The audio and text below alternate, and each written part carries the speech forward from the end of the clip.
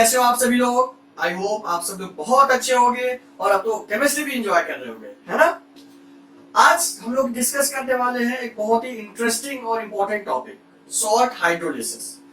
अब ये salt hydrolysis क्या है, इसको मैं और सिंपलर फॉर्म में आपको बताता हूँ। एग्जाम में बहुत बार एक क्वेश्चन पूछा जाता है कि आपने एक सॉल्ट लिया, उसको वाटर में डिसॉल्व कर दिया, तो उस सोल्यूशन का पीएच क्या होगा, है ना? NaCl लेके वाटर में डिसॉल्व कर दिया तो उसका पीएच क्या होगा, सोल्यूशन का पीएच क्या होगा? ऐसे बहुत बार क्वेश्चन पूछे जाते हैं, है ना? तो इस टाइप के क्वेश्चन को आप अटेम्प्ट करने के लिए ये टॉपिक यूज कर सकते हो। ठीक, सॉल्ट पढ़ चुके हैं। हाइड्रोलिसिस का मतलब होता है, हाइड्रो मतलब वाटर, लिसिस मतलब ब्रेक डाउन। तो वाटर की प्रेजेंस में सॉल्ट का ब्रेक डाउन होगा। अब आप खुद ही देखो सॉल्ट कैसे बना था। सॉल्ट बना था by action of acid on base, है ना? तो एसिड और बेस को पेरेंट मान सकते हैं और सॉल्ट को हम लोग ऑफस्प्रिंग मान सकते हैं।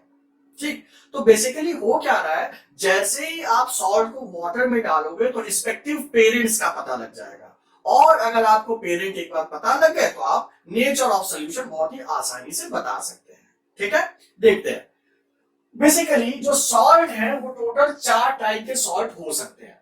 पिछली बार हम लोगों ने पढ़ा था simple, normal salt, mix salt, acidic, basic, वो अलग क्राइटेरिया है। लेकिन अगर हम देखते हैं कि नेचर ऑफ एसिड और बेस के हिसाब से या स्ट्रेंथ ऑफ एसिड और बेस के हिसाब से अगर देखें तो 4 टाइप के सॉल्ट्स पॉसिबल है।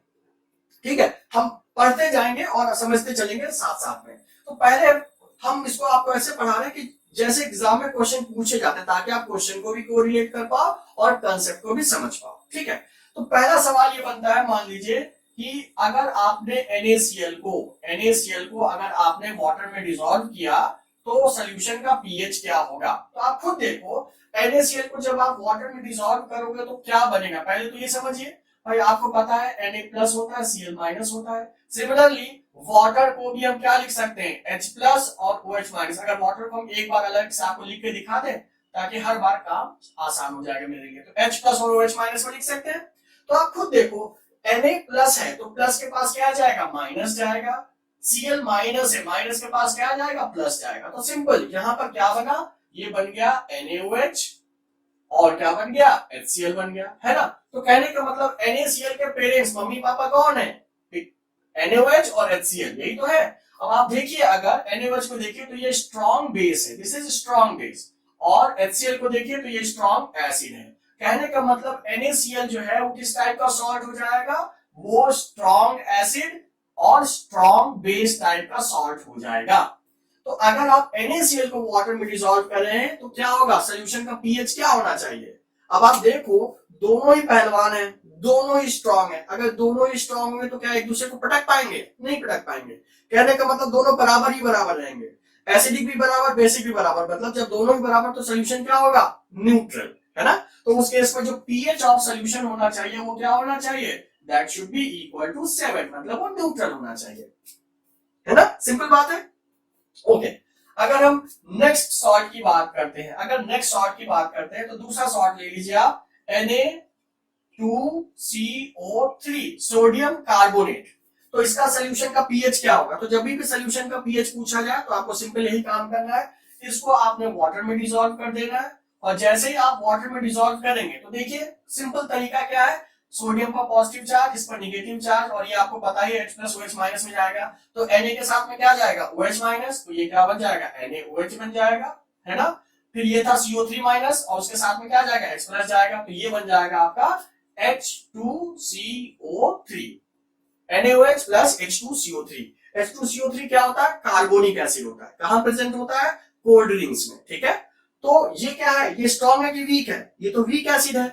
तो ये हो जाएगा आपका वीक एसिड, ये हो जाएगा आपका स्ट्रॉन्ग बेस। कहने का मतलब ये सॉल्ट किसका फॉर्मेशन है, रिजल्ट किसका है, ये वीक एसिड और स्ट्रॉन्ग बेस का ये सॉल्ट है। तो आप खुद देखो भाई, जो स्ट्रॉन्ग होगा वो अपना डोमिनेंस शो करेगा। तो स्ट्रॉन्ग कौन है, NaOH स्ट्रॉन्ग है, मतलब जो पीएच होगा सोल्यूशन का वो किस रेंज में जाएगा, बेसिक रेंज में जाएगा। और आपको पता ही है बेसिक रेंज का क्या मतलब होता है, शुड बी मोर देन 7, ये तो मतलब हो गया pH should be greater than 7।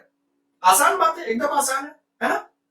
Okay, next type की अगर हम बात कर लेते हैं, तो उस केस में ammonium chloride NH4 Cl, ammonium chloride. तो अगर इसका आपको देखना है, ओवरऑल पीएच देखना है, तो क्या करेंगे, हर बार की तरह इसको भी आप वाटर में डिसॉल्व कर दीजिए।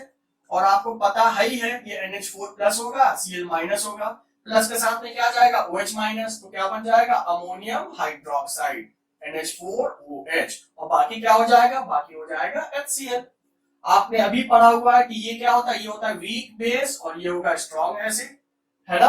तो ये स्ट्रॉन्ग एसिड और वीक बेस का सॉल्ट है, ठीक। तो जो स्ट्रॉन्ग होगा वो अपना डोमिनेंस दिखाएगा। तो स्ट्रॉन्ग कौन है, एसिड स्ट्रॉन्ग है, मतलब ओवरऑल पीएच क्या होगा, ओवरऑल पीएच क्या होगा, एसिडिक रीजन में जाएगा।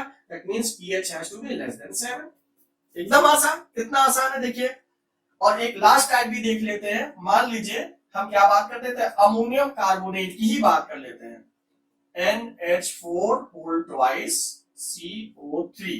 तो अगर अमोनियम कार्बोनेट है, पता करना है तो क्या करेंगे, वाटर में डिसॉल्व कर दीजिए, कार्बोनेट 2 माइनस और ये प्लस हो जाएगा, यही मतलब तो हुआ। प्लस के साथ में क्या ऐड होता है OH माइनस, तो ये बन जाएगा NH4OH, और इसके साथ में क्या चला जाएगा, वाटर H प्लस हो जाएगा, तो ये H2CO3। तो दोनों ही बेचारे सीधे मिल गए इस बार। ये हो जाएगा वीक बेस और ये हो जाएगा वीक एसिड। तो ये वीक एसिड वीक बेस का कॉम्बिनेशन है।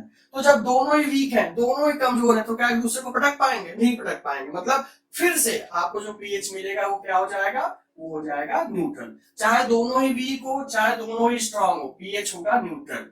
और इसके अलावा दो केस बनते हैं, तो जो भी स्ट्रांग हो जाएगा उसका आप पीएच रिप्रेजेंट कर देंगे। तो ये बहुत ही सिंपल सा सवाल है, बहुत ही सिंपल सा सवाल है कि किसी भी सब्सटेंस को अगर आप डिसॉल्व करते हैं वाटर में, तो उसका ओवरऑल पीएच क्या होगा। अब एक कंफ्यूजन जो आता है, थोड़ा सा देखते हैं, ठीक है। बहुत बच्चों को ये कंफ्यूजन होता है, तो इसको मैं इसीलिए यहीं पर सब बताता चलता हूं। अगर आप देखते हैं सोडियम NaHCO3,